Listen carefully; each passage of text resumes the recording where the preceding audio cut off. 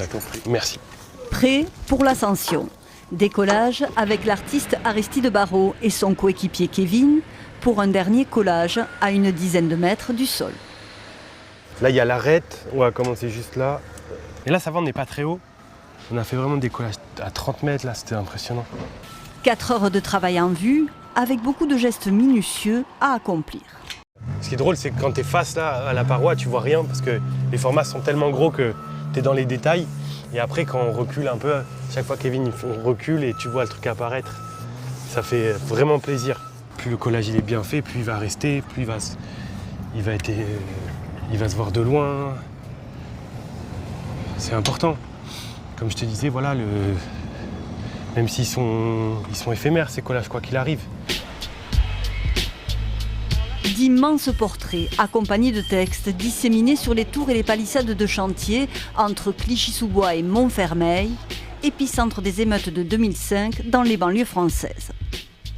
Cette exposition monumentale est un nouveau chapitre, un projet de longue haleine aussi, que l'artiste a démarré l'année dernière dans le bâtiment 5, dernière barre HLM vouée à la destruction de l'ancienne cité des Bosquets de Montfermeil. Le B5 était le point de ralliement de toute la jeunesse du quartier.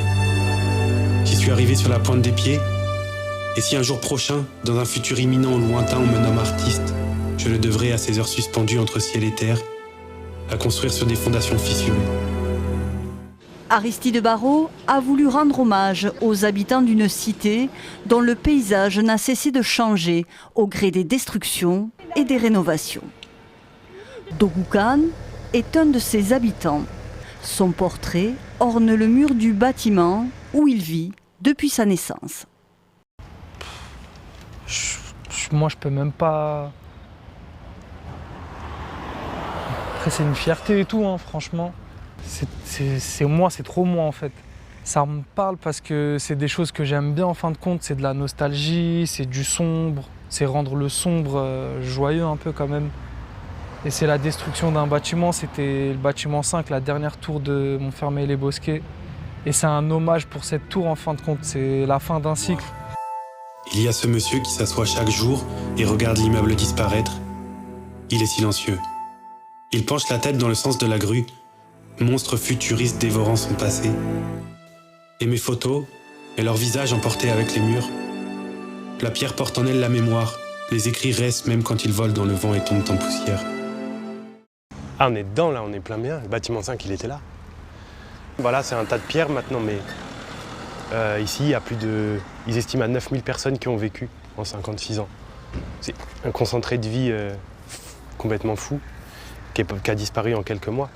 Et donc, sur les nouveaux bâtiments qui ont été construits au fur et à mesure, j'ai marqué les souvenirs de l'ancienne cité. Clac, comme ça, tu as mes écritures. Rencontre avec Inès, qui a grandi face au bâtiment 5. Aujourd'hui, c'est l'artiste qui prend la pose. Elle est bien. Là, j'ai vu Ladj hier, il m'a dit c'est mortel. Il est venu regarder? Non, il m'a dit mortel, c'est bon, validé. Ladj, c'est Ladjli, enfant des Bosquets, réalisateur du film Les Misérables et fondateur de l'école de cinéma Courtrajmé à Montfermeil. C'est dans la section Art et Images, dirigée par le photographe JR, qu'Aristide Barrault a trouvé la voie de la reconstruction. Ancien joueur de rugby professionnel, il a été grièvement blessé dans les attentats du 13 novembre 2015. Je me suis retrouvé à Montfermeil et j'ai vu le bâtiment 5 qui était déjà vidé de ses habitants. Et ça a été comme une attraction forte. J'ai senti un besoin de rentrer. Je crois que ce projet, il met un terme à ce cycle de destruction, de démolition qui a été entamé par mes blessures dans les attentats du 13 novembre. Et ça ferme ça, et ça ouvre justement une nouvelle vie, une nouvelle occupation, mais qui en fait était là avant. J'écrivais avant, dans des carnets, je dessinais, je prenais des photos, je faisais mes films. Un projet qui apporte un brin de poésie et change un peu le visage d'un quartier en pleine reconstruction.